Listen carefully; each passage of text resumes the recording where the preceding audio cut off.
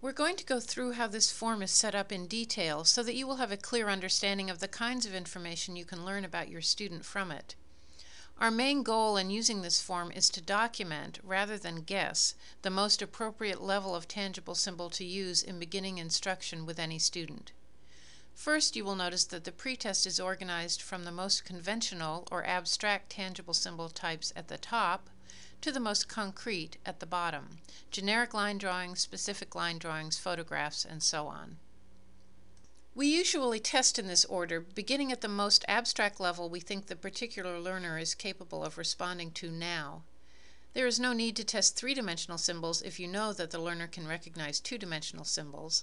By the same token, if the learner is not successful at the level you choose to begin with, you would progress to a more concrete level until you identify a meaningful level of representation.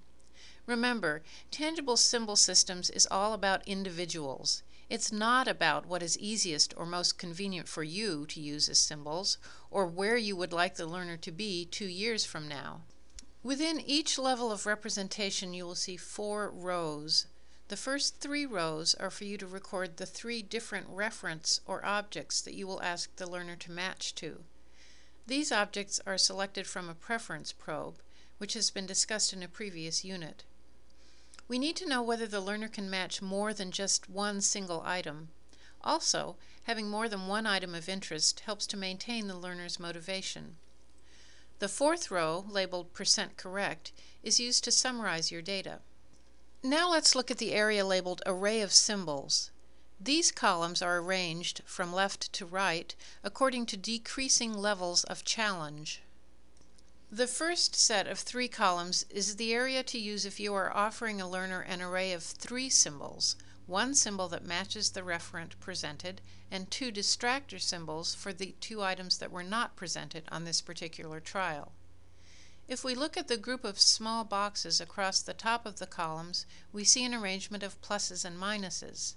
The plus represents the 3 possible placements of the matching symbol in the array.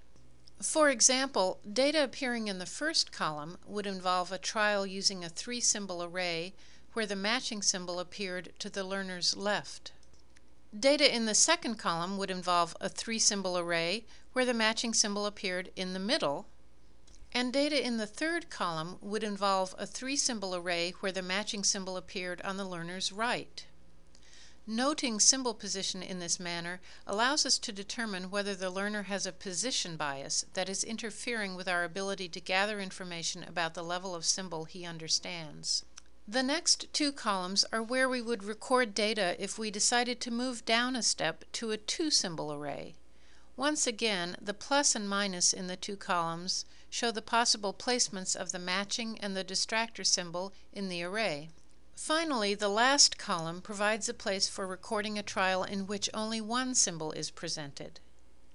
Presenting the learner with different array sizes allows us to determine how many symbols, up to 3, the learner is capable of scanning and discriminating between.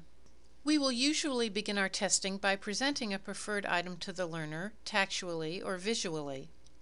With that item present, we now present an array of symbols, up to 3, and the individual is asked to somehow indicate the symbol that corresponds to the item presented. If the learner indicates the correct symbol in some way, we would put a plus in the appropriate box on the form. In this example, we presented the doll and a 3-symbol array of photographs with the matching symbol in the middle, and the learner correctly indicated it. If the learner didn't indicate the matching symbol, we would place a minus in the appropriate box on the form. In this example, we presented the car in a 2-symbol array of partial objects with the matching symbol on the learner's right, but he chose the wrong symbol. The item that is presented will change frequently, and the position of the corresponding symbol in the array will also change with each trial. If the learner indicates the matching symbol, he is given that item briefly. If he doesn't indicate the matching symbol, then you would show him the correct one and move on to the next trial. That's how we usually do it, but if that approach isn't working, we may switch things around slightly. For instance, we might first present a symbol and then an array of up to 3 preferred objects and ask the learner to indicate the corresponding object. Or we might present an array of the 3 preferred items and allow the learner to choose the item he wants at that very moment. And then we would ask him to select the matching symbol from an array of symbols. Once in a great while, we may start with a 1-symbol array after we have shown a preferred object to the learner. Then we will encourage the learner to somehow indicate that 1 symbol, and when he does, we reinforce him. As he begins to understand what he is to do with the symbols, then we will increase the array size.